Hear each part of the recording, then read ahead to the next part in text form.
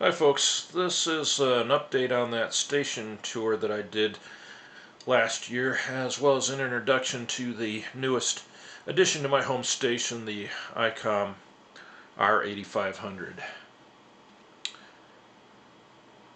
Generally, I've been pleased with the Icom. The sensitivity on this unit is just amazing. Picks up signals that the optoelectronics Optocom above it can't even hear. One really nice thing that I've noticed that I don't have with my AOR AR5000 to the left of it is this tuning indicator to the left and the right of the receive indicate. And this unit even has an AFC control, automatically tunes the signal if you care to engage that feature, that function.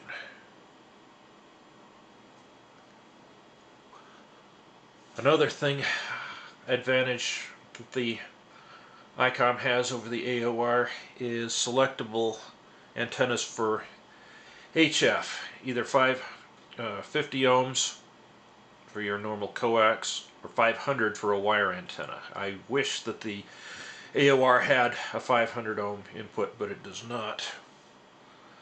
Another neat thing is the CIV compatibility. If you'll notice that as I've been tuning the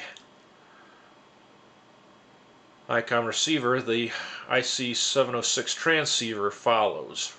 Likewise, if I tune the tuning knob on the transceiver, it follows. Same goes if you switch modes on either unit. So it gives me the option of a much more high-end receiver that I can use in conjunction with the transmitter in the IC-706.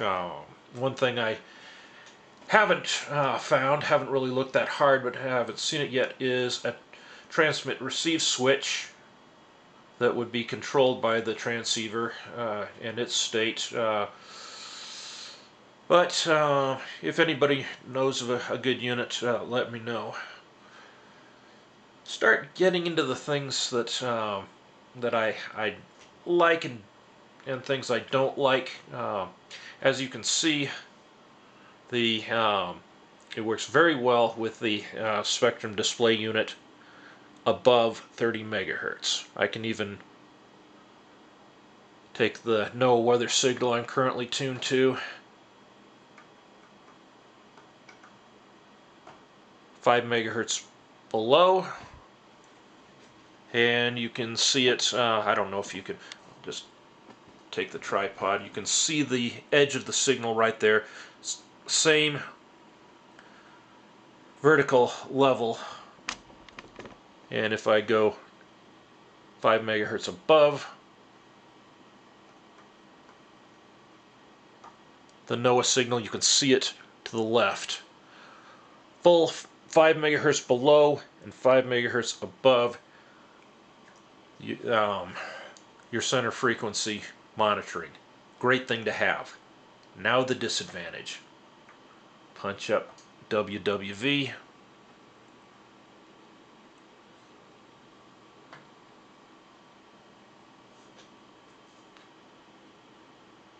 Start to tune off frequency. I'm at 1 kilohertz steps, and by 9.825 gone. Again, up 10.8185 gone. Very narrow bandwidth, making the great spectrum analysis I give it above 30 megahertz completely useless below. That's one of the reasons I'm going to be keeping the AOR AR5000, is because it gives me excellent results for spectrum analysis on the HF bands, where completely unacceptable on the Icom. I've got the optoelectronics Optocom interfaced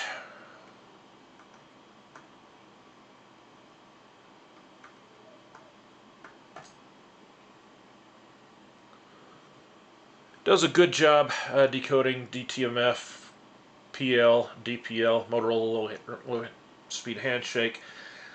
LTR a bit flaky, so it certainly would not be one of my primary applications.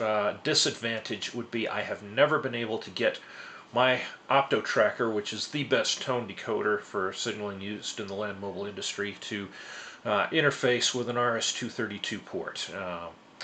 I was hoping to be able to use the Icom, the Opto Tracker, and ScanStar Deluxe as a package, but that is not working. The current ScanStar program, I understand, is supposed to have some decoding built in via sound card. I need to check into that, since all the work I've done to try and resolve this problem has gotten me nowhere. Another thing I'm kind of disappointed with is that the Icom tops out at 2 gigahertz. So there's no spectrum, you can't even do spectrum analysis of the 2.4 to 2.5 gigahertz ISM band. And one thing that I want to get into within the next couple of years would be L-band and S-band satellite. So that is a disadvantage. The AOR goes up to 2.6 gigahertz. Another reason to keep the AOR rather than considering the Icom as a replacement for it.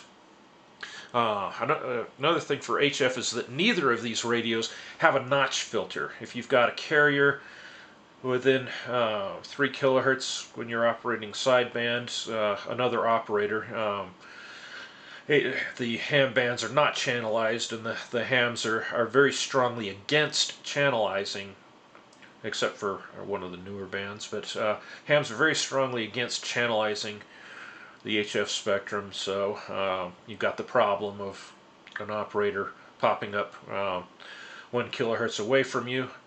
He's bleeding all over you, but from the nature of sideband, he can't hear you at all. So it'd be nice to have something to notch it out, but neither of these radios have it. Again, below, this is primarily useful below 30 megahertz, is that the AOR has a much better set of tuning steps, and they will work under all modes. 6 kilohertz, 3 kilohertz, 15 IF bandwidths, 30, 110, and 220, whereas the Icom only has 2, 12 and 5.5 for FM, 3 bandwidths, 12, 5.5 and 2.2 for AM, only 2.2 for sideband, so any ESSB, that unit's no good. That unit does very well with ESSB. And for CW, because it did come loaded with the 3 optional features, one of them being the narrowband CW filter, 500 hertz for narrow sideband, or for narrow CW. And any comments you have that you would care to leave would be welcome, and thanks for watching.